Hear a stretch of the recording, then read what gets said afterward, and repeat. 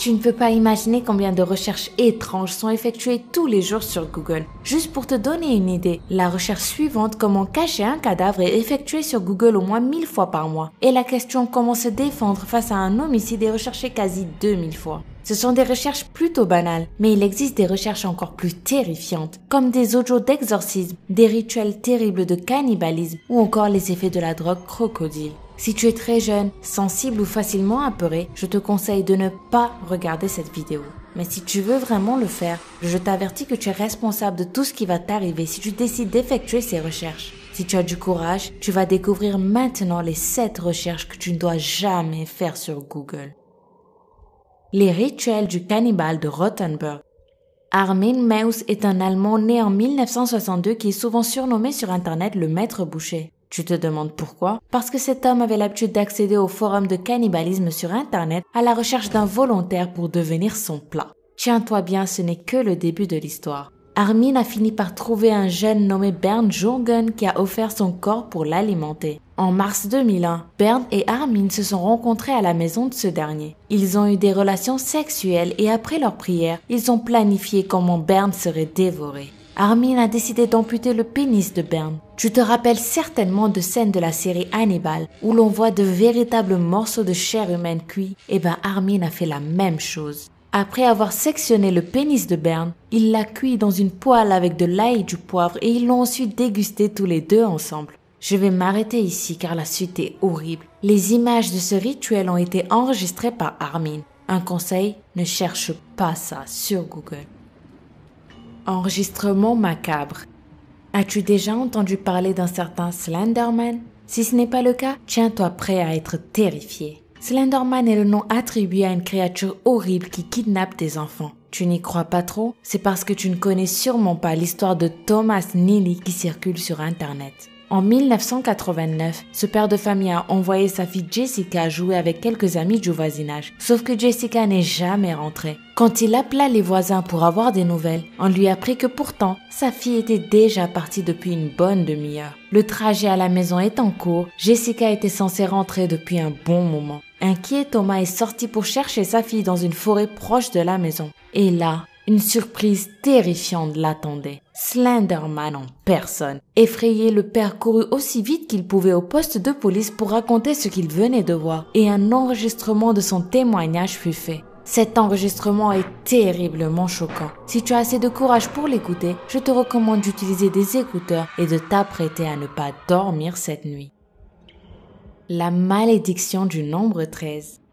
Le nombre 13 a une histoire très bizarre, comme les superstitions qui lui sont liées. Mais la majorité de ces histoires proviennent de quelque chose d'encore plus terrible. Son origine remonterait à la Sainte Seine. Jésus et ses 12 apôtres, soit 13 personnes autour de la table lors du dernier repas du Christ. Un jour seulement après ce fameux repas, Jésus a été crucifié. À partir de ce moment, le numéro 13 a été associé au malheur et à la malédiction. Mais ce n'est pas tout. Je ne sais pas si tu le sais, mais le nombre 666 qui est cité dans la Bible comme étant le nombre de la bête elle-même se trouve au chapitre 13. Et en plus, plusieurs études affirment que la traduction correcte de ce chiffre ne serait pas 666, mais plutôt 616. Et ce qui rend l'histoire que je vais te raconter maintenant encore plus troublante, c'est que si on additionne 6 plus 1 plus 6, ça nous donne 13. Il paraîtrait que tu peux invoquer la bête tous les 13 du mois. Je vais te dire maintenant comment tu peux faire pour invoquer la bête, mais je te conseille vraiment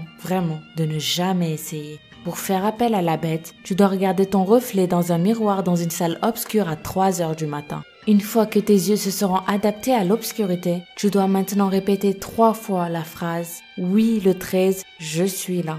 J'imagine ta tête complètement incrédule en ce moment et je pense que tu ne vas certainement pas t'amuser à faire ça. Mais si tu es curieux et que tu veux savoir ce qui est arrivé aux quelques personnes qui ont essayé, il suffit de faire quelques petites recherches sur Google.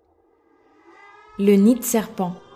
Tu as certainement l'ophiophobie si ces scènes sont insupportables pour toi. Cette phobie concerne ceux qui ont peur des serpents. Tu sais de quoi je parle? Imagine quelle serait ta réaction si tu tombais dans un nid plein de serpents.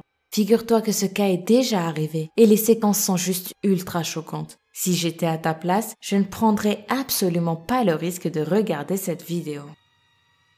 Crocodile. As-tu déjà entendu parler de la drogue crocodile? Cette drogue est apparue en 2002 dans l'est de la Russie et de la Sibérie Elle s'est répandue rapidement de plus en plus auprès des jeunes Russes, surtout ceux issus des classes défavorisées. Ils trouvent dans cette drogue le moyen d'échapper à leur quotidien. Son succès, cette drogue le doit à sa facilité d'acquisition et à son prix très bas par rapport à d'autres drogues comme l'héroïne.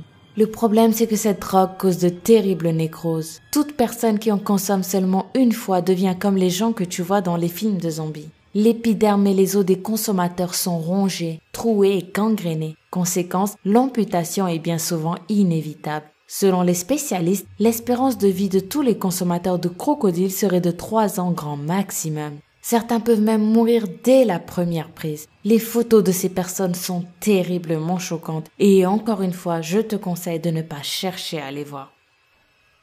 L'exorcisme d'Anneliese.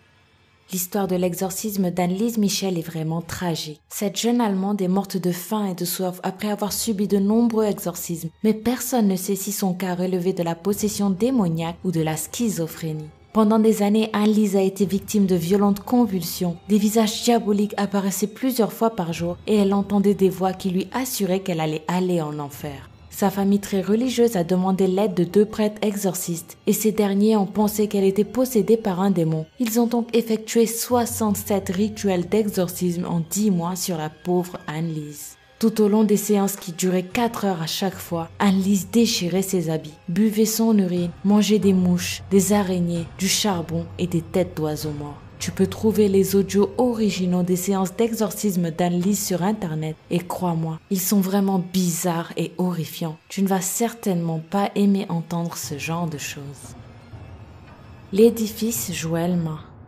Le cas de l'édifice Joelma est l'une des histoires les plus tristes et les plus terrifiantes de la planète. Le 1er février 1974 à Sao Paulo au Brésil, un incendie s'est déclaré, une tragédie qui a causé la mort de 191 personnes et de plus de 300 blessés. L'incendie a été causé par un court-circuit dans un climatiseur au 12e étage d'un immeuble à 8h45 du matin. À partir de 10h du matin, des corps ont commencé à tomber devant les caméras. Et si tu cherches sur Google, tu peux trouver des vidéos qui montrent l'incroyable accumulation de cadavres tombés en seulement quelques minutes. Jusqu'au moment où je te parle, 13 personnes qui ont été brûlées vives dans l'ascenseur n'ont jamais été identifiées et ont été enterrées les unes à côté des autres. Si tu as le courage d'effectuer des recherches sur ce sujet, ce que tu vas voir va certainement t'ôter le sommeil et te perturber. Mais bon, comme je te l'ai dit au début de la vidéo, le choix t'appartient. Dis-moi en commentaire si tu as déjà effectué l'une de ces recherches sur Google. Laquelle as-tu eu le courage de faire? Si tu as aimé cette vidéo, n'hésite pas à mettre un gros pouce bleu et je te dis à demain pour une nouvelle vidéo. Bye bye!